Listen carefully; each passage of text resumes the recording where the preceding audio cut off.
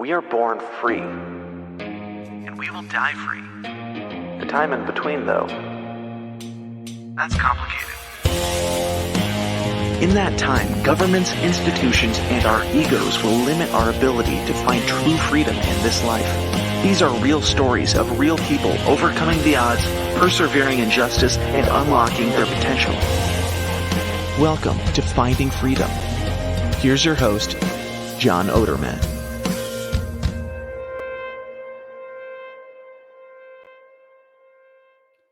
Hey, welcome back to another episode of Finding Freedom right here on the Lions of Liberty Podcast Network. And today I have an awesome guest. We're going to be talking about a really interesting and super important topic. I'm going to introduce my guest in just a moment here. Before I do that, just want to remind you, if you enjoy this show, if you like the show, especially if you've been listening for a long time to this show, Finding Freedom, or to Brian's show on Wednesdays, Mean Age Daydream, or even to our Friday show, Me Mores, please be sure that you're number one subscribed to the podcast, and also go ahead and join the Lions of Liberty Pride, where you can get more content, discounts on merchandise, more access, things like that. And you can do that by going to patreon.com/Lions of Liberty or lionsofliberty.locals.com. So without any further delay, let's get into today's show, and I'll introduce today's guest. My guest today is Kristen Van Uden. And Kristen is a researcher. She's researched Catholics who have survived totalitarianism in the 20th century. She is especially interested in pursuing this subject through the historiographies, can't say that word, of martyrdom, memory studies, and dissident literature. Her first book is called When the Sickle Swings, Stories of Catholics Who Survived Communist Oppression, and it'll be published very soon here, I think within the next week here. So pretty exciting times. Kristen, welcome to Finding Freedom. Hi, John. Thanks so much for having me. Well, great to have you on the show, and this is definitely a topic, especially with the focus on communism, that my audience is going to be zeroed in on and is, I think, really going to enjoy. I myself, I'm not a Catholic. I'm a Christian, but really interested to hear some of these stories because I know that, so much in, at least, my faith journey and a lot of other people's, were able to really take a lot away from and really be inspired by hearing how others who've dealt with persecution and dealt with really the state coming down against a religion that really a lot of the time ends up working in the opposite direction of their intention. So we'll get into some of these stories in a few moments here. Before we do that, if you could just share some background on yourself so my audience can get to know you better. Sure. So I, as mentioned in my bio, have been working on this project really since college. I have always been interested in the victims and survivors of totalitarian regimes and studied the 20th century and just really honed in on that. It's just the bloodiest and most horrifying, but also the one that produces these stories of resilience. So I majored in history and minored in Russian, and then went to grad school and studied Soviet propaganda. And I started taking down these stories my senior year of undergrad. I did an independent study where I collected oral histories of Catholics who had either escaped or survived communism.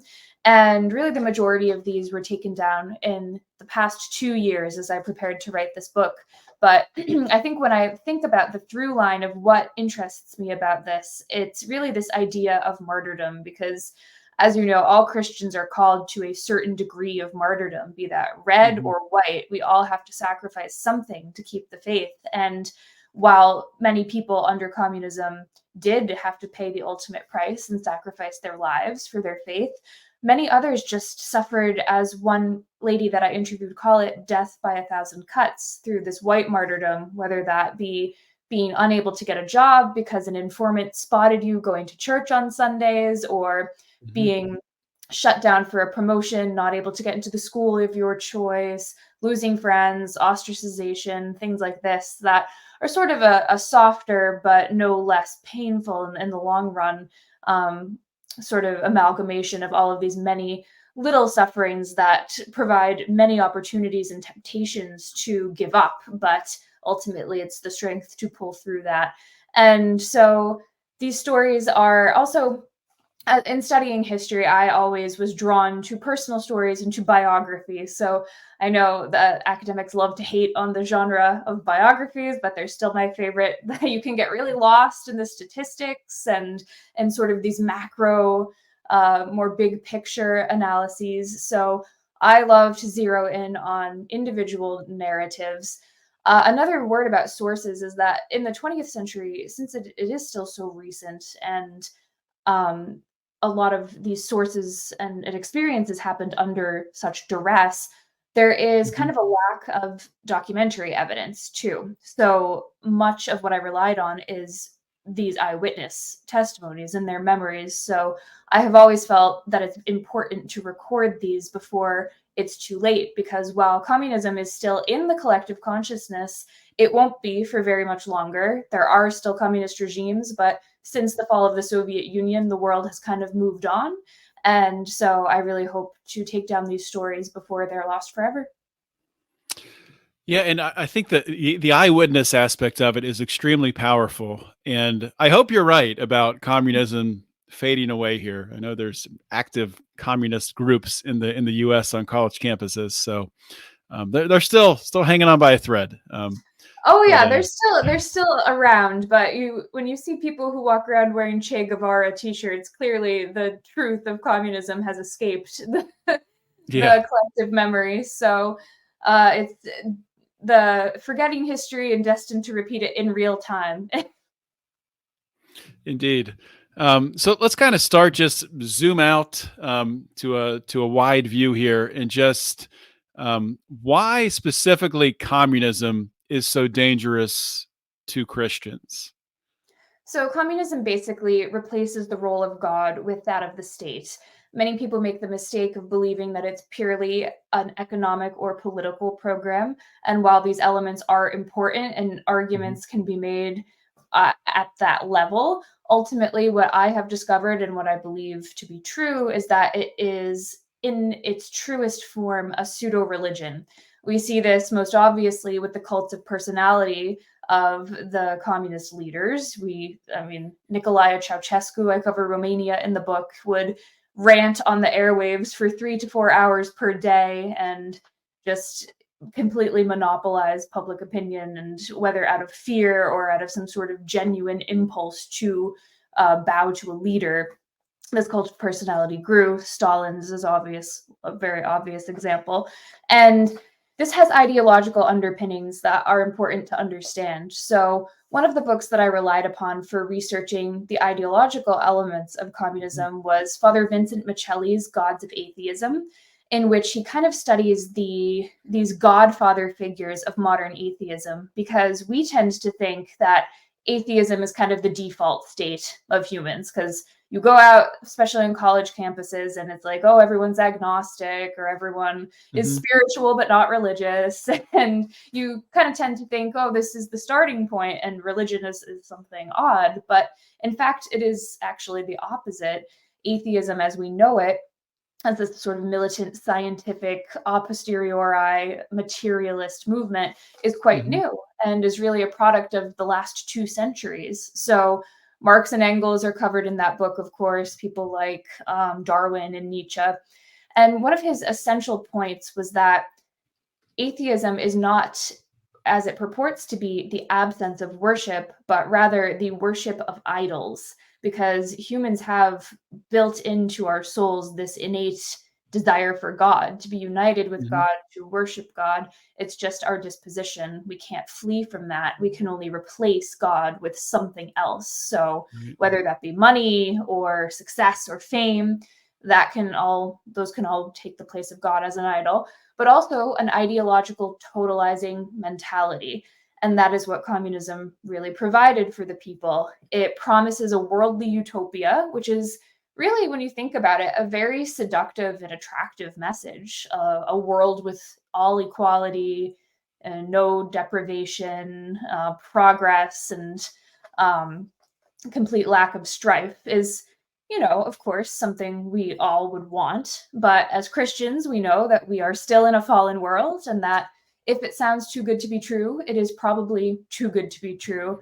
We store up our treasures for heaven and know that this world will pass away ultimately. So that's the central ideological shift that communism takes. And there's various examples that I cover in the book that really show this playing out in the Mhm. way that the regime treats people of faith.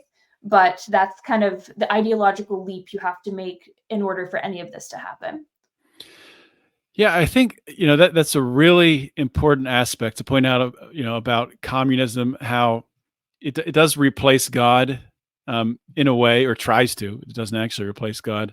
That's why it doesn't work. But it's like you said, the need for worship, the need to worship God. It's something we're born with. It's in our soul. It's in our being. And even outside of communism, even in the world today, on college campuses, throughout corporate America, whatever, that worship, if people aren't Christians, if they aren't practicing Christians, if they aren't going to church, reading their Bible, they're just going to replace that with something else, with another idol, with the woke culture, with climate change, with something. They're going to find something else to worship. So I think that's a really important point. I just wanted to highlight again. Some really interesting little story I saw. I forget. I guess it was in the chapter on Cuba.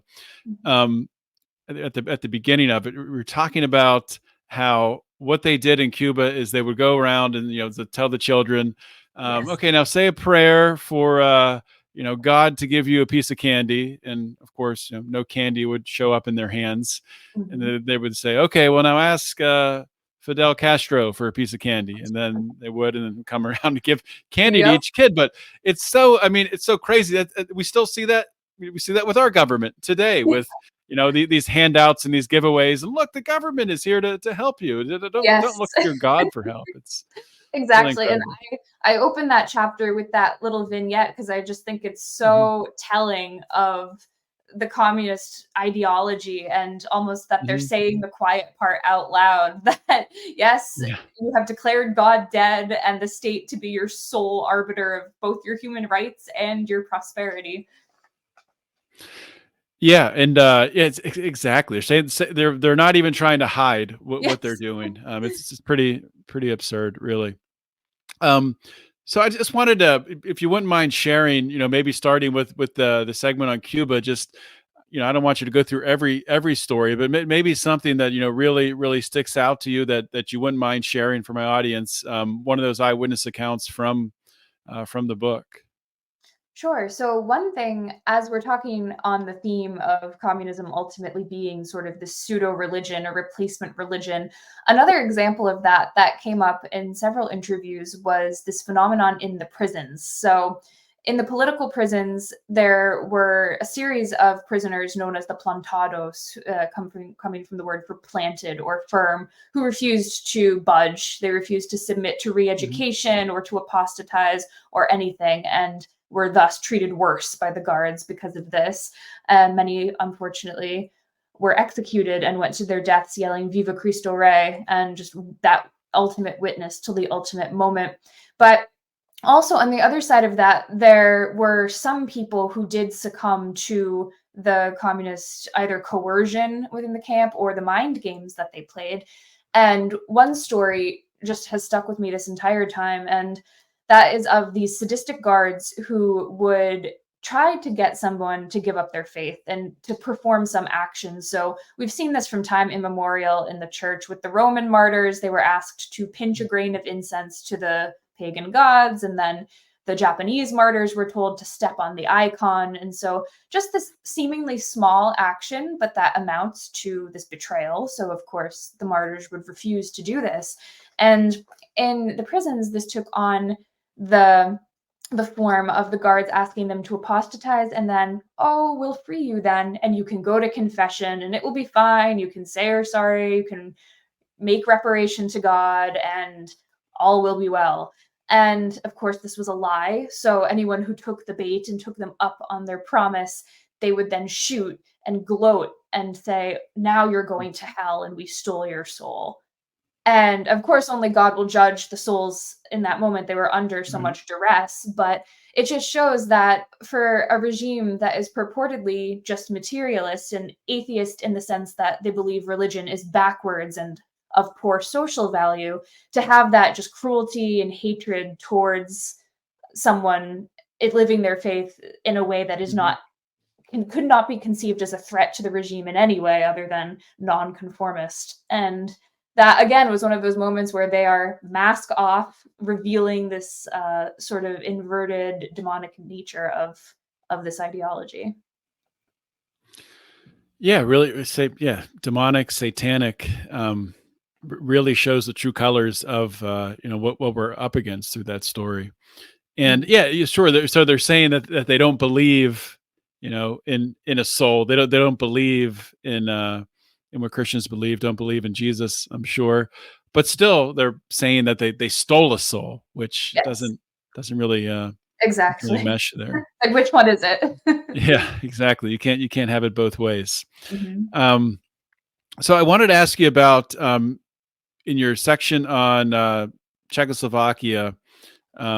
How there was a young student and some secret priests and bishops that orchestrated a velvet revolution.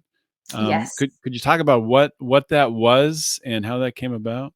Sure. So this gentleman that I interviewed, his name was František Mikloško, and he was a student at the time of these events. He got involved with what's known as the underground church, which I'll go into in a second, and actually decided to stay in Czechoslovakia, helped orchestrate what's known as the Velvet Revolution, can also be translated as the Gentle Revolution, which is the series of peaceful protests that ultimately brought about the fall of communism, the abdication of the communist president, and the election of their democratic assembly.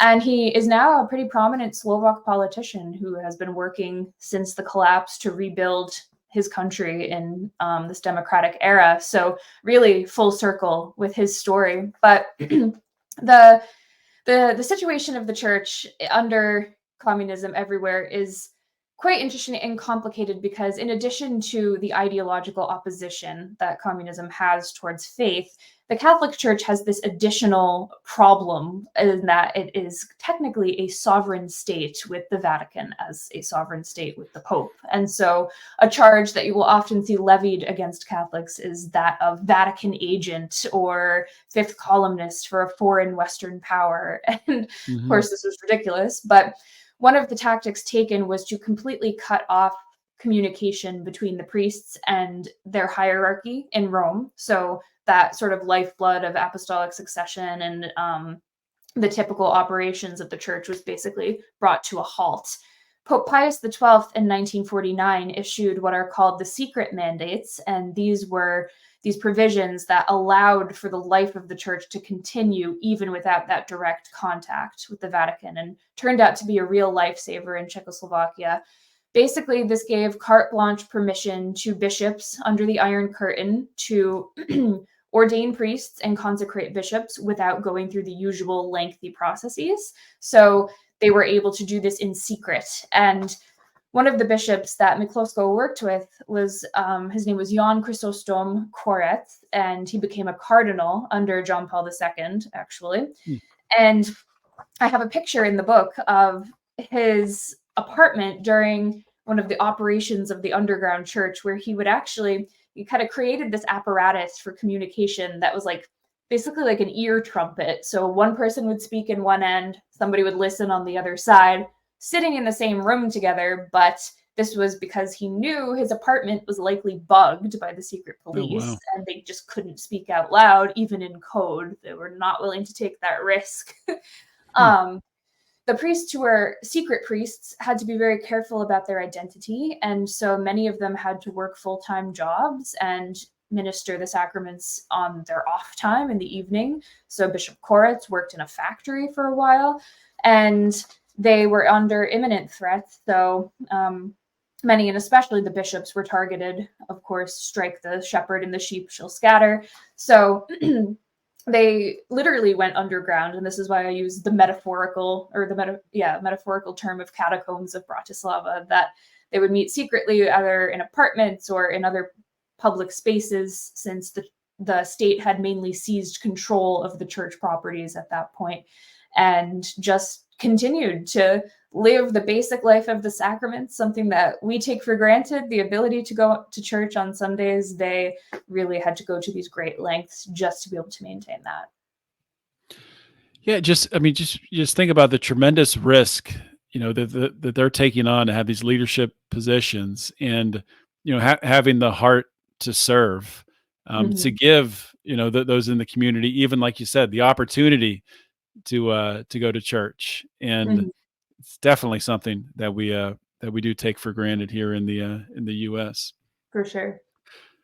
So to follow up on that one, I did want to ask you about, there's another story in the book of a Czech teacher who refused to join the Communist Party, Yep. which ends up in a showdown with a Soviet tank. Yes.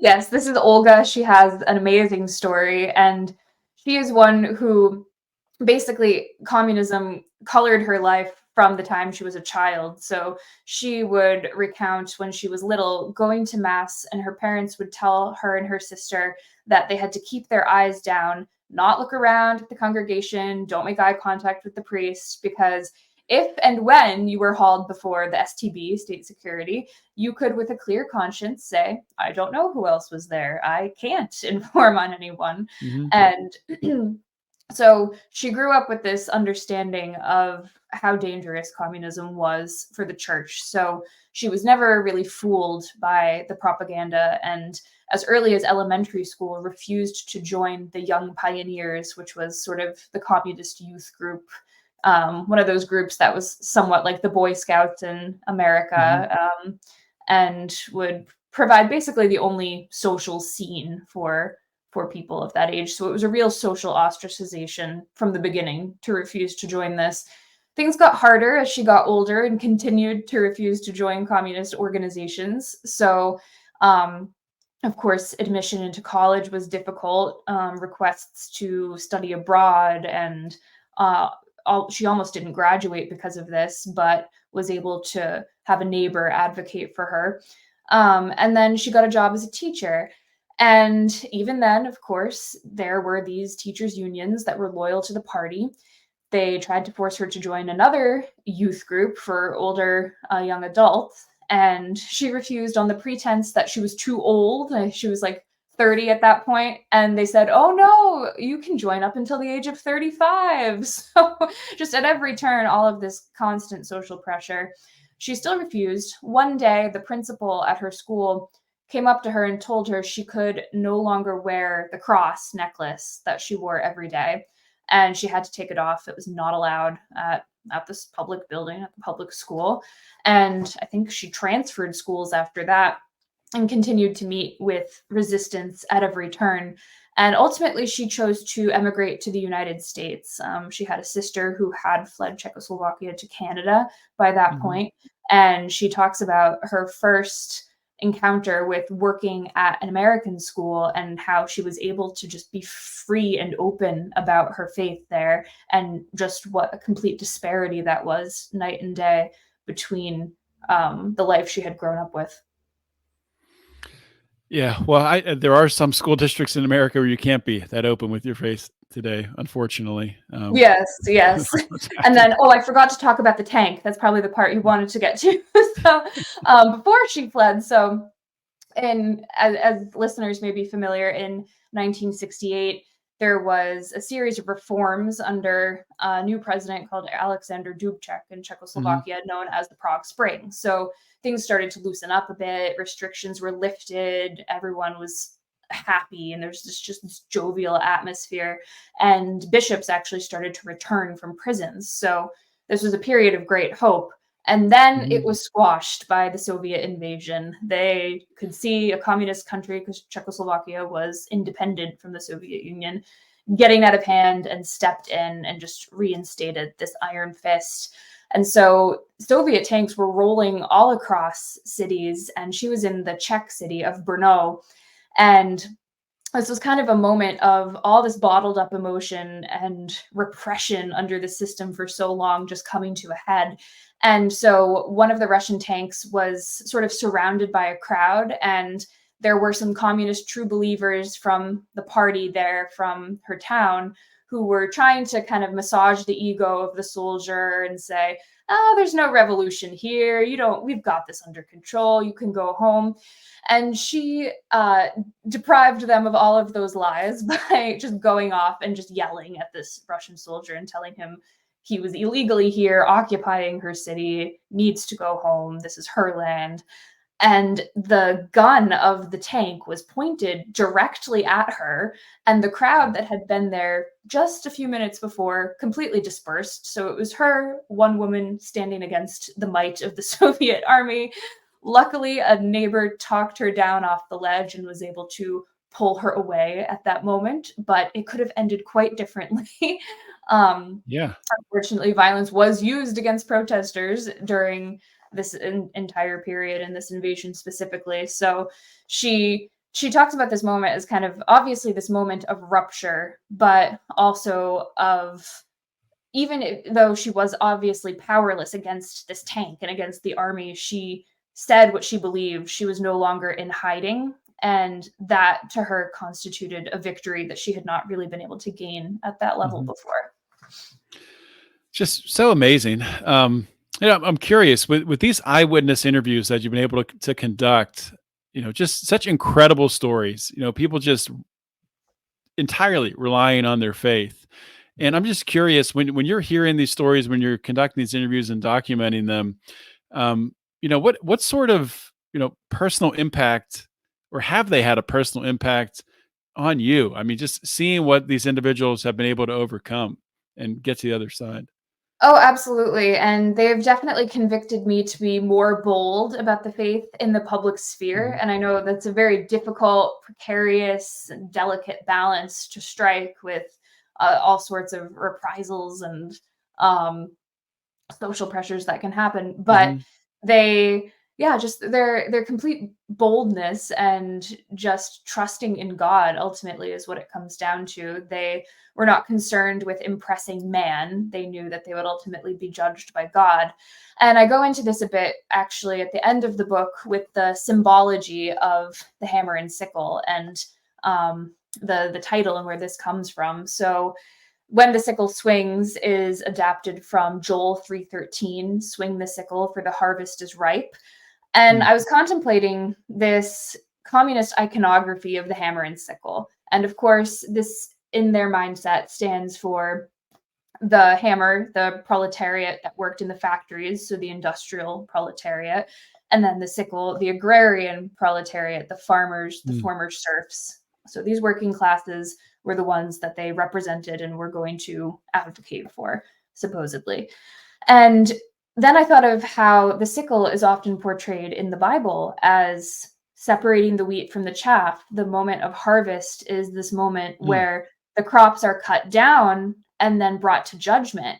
And it clicked for me that the hammer and sickle go together in that way too, is that when you are cut down in this life, you are brought before the throne of God for judgment. And the hammer is something that we often associate with judgment and justice. And so I just thought it was this supreme irony that while communist states really pervert the sense of justice and set up, these show trials and these false laws that derive zero authority from God because they're evil and wrong, they are co-opting this imagery that ultimately has Christian origins and that in the next life their definitions will pass away and these true definitions will come clear again. Right. No, that's powerful. And it just speaks again to kind of what, I was talking about at the beginning where, the intentions of these regimes where, and you were talking about this with the one story where they took away, they didn't allow the teacher to wear her cross anymore. And just knowing, these regimes understanding the level of faith, obviously, because they're trying to stamp it out, but no matter what they try, they're unable to. And it's just such a testament to the faith of these individuals. Really incredible stuff. Definitely. I'm curious what kind of, well, the book's not out yet, but have you been able to at least get a response or a sense for a response to the book from anyone, either positive or negative? Yeah, so I've had quite a few interviews, and people are generally kind of shocked that, and again, I think this part of my motivation in writing this was to correct the record of our, as you keep alluding to, our failed American education system that Hmm. does not really fill in the gaps and does not teach the true horrors of communism. I was talking to someone the other day who told me they had no idea that Mao Zedong had killed over 50 million people in his Great Leap Forward in China. And like, we have a duty to know these things. Mass death on that level is a problem, is everyone's problem. Not, it doesn't Hmm. matter where you live. This all happened within the past 100 years. And so this, I think people are kind of, it's a wake up call for a lot of people, and I think it's spurring more research, because people that I talk to go on to read, and I actually include some smaller suggested reading lists at the back of each chapter, and a bit of a selected bibliography at the end, including full length memoirs of people who survived communism.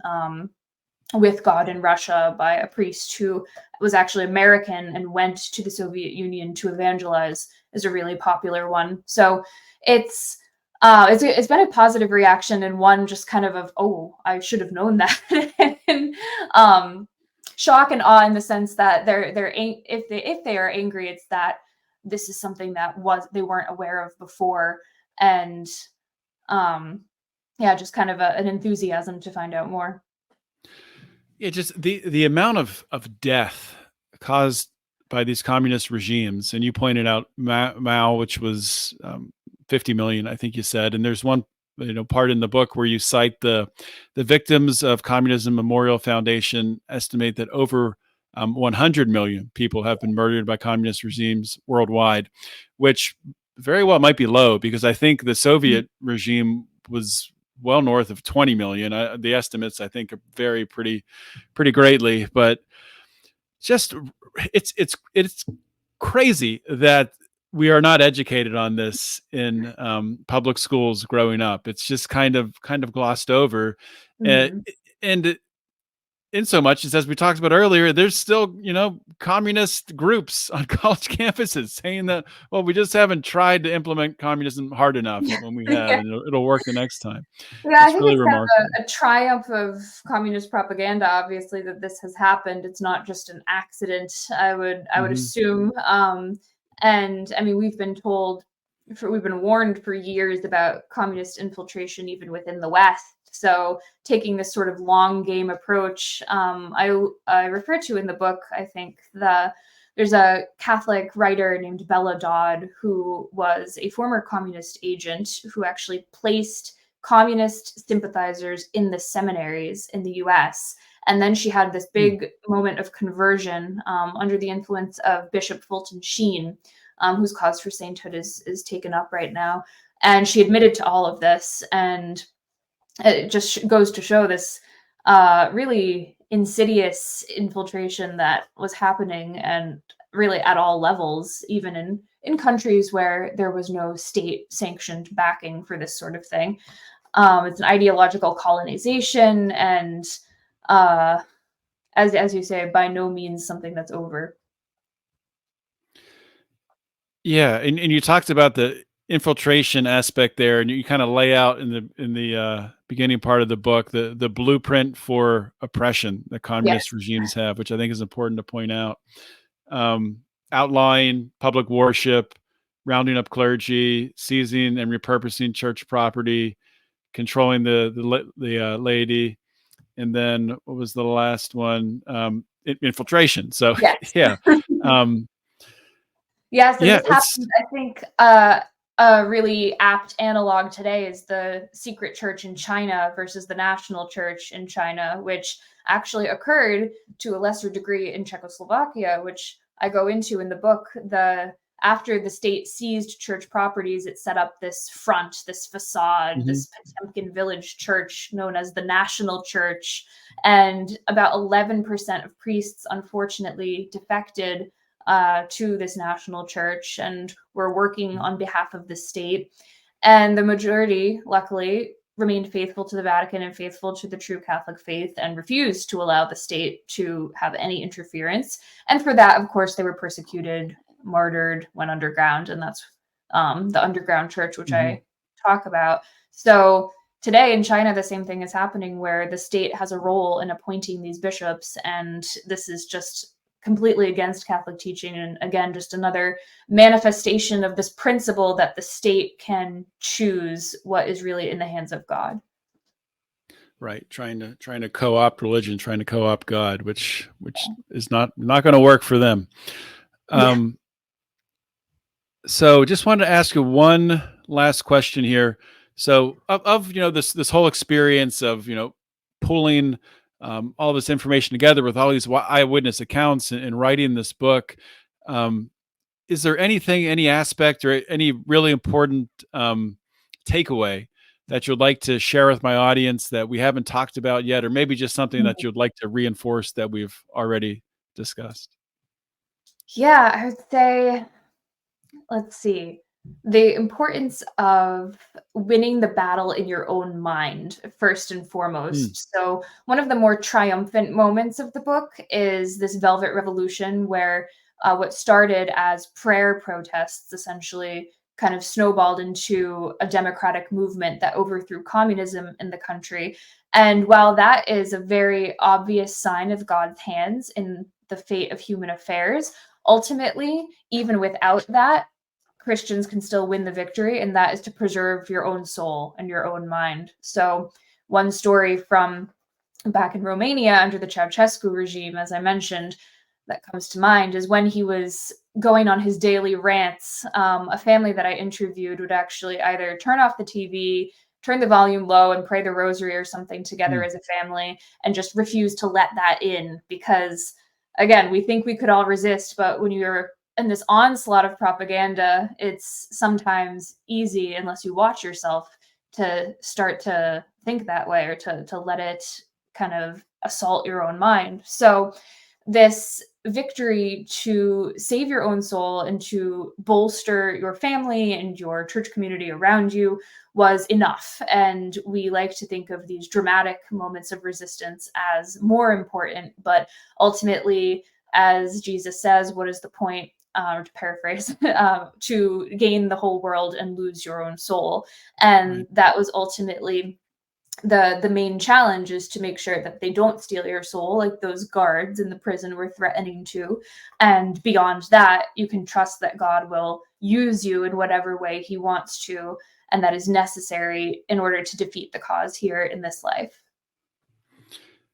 Yeah, that's a great example. And I mean, cutting off the political speeches, of course, as they say, garbage in is garbage out. It's going to seep Yeah, in somewhere, especially when you talk about exposing children to that yeah. type of propaganda. So very, very dangerous situation.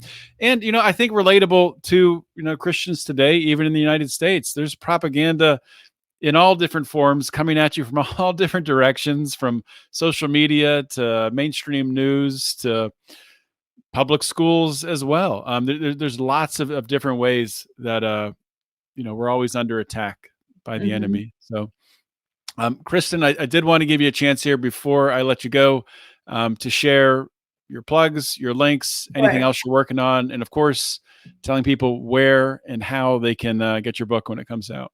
Sure thing. So the book officially comes out November 21st, so less than a week from today, which is exciting. But it is in the warehouse, so that's why I have a copy here. So if you order it now, pre-order, you'll be able to get it sooner. It's called When the Sickle Swings: Stories of Catholics Who Survived Communist Oppression, available at sophiainstitute.com. And it is quite short. You can see under 200 pages with pictures. So don't be intimidated by the dark subject matter. I think this would be an easy read for Thanksgiving weekend.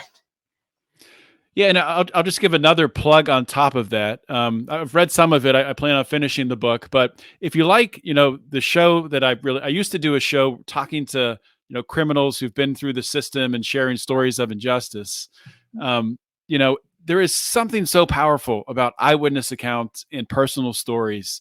So people who enjoy that aspect of my old show are definitely going to enjoy this book as well. So definitely check it out. And Kristen, thank you so much for coming on the show. Thanks, John. God bless. All right. Well, that is the end of the interview for today. Hopefully you enjoyed it as much as I enjoyed talking about this really, really important subject. So if you like what we're doing here at Finding Freedom and at Lions of Liberty, please, like I said at the top, consider joining the Lions of Liberty Pride. Helps us to keep this show going. And also you get some bonus content and some other great goodies from us. I'll say this again. I've said it, a bunch of times. If you're subscribed to our YouTube channel, we are shadow banned. We have like 6,000 or some subscribers. So make sure that you also go back onto YouTube and hit that bell at the top so you get notified when our videos go live. So we're also putting, shorts, little clips from our interviews on there as well. So if you don't want to consume the whole episode on video, you can watch that short and share it around to help us share this message. So really appreciate everyone listening, and I will see everyone next week. In the meantime, always remember to keep your head up and the fires of liberty burning.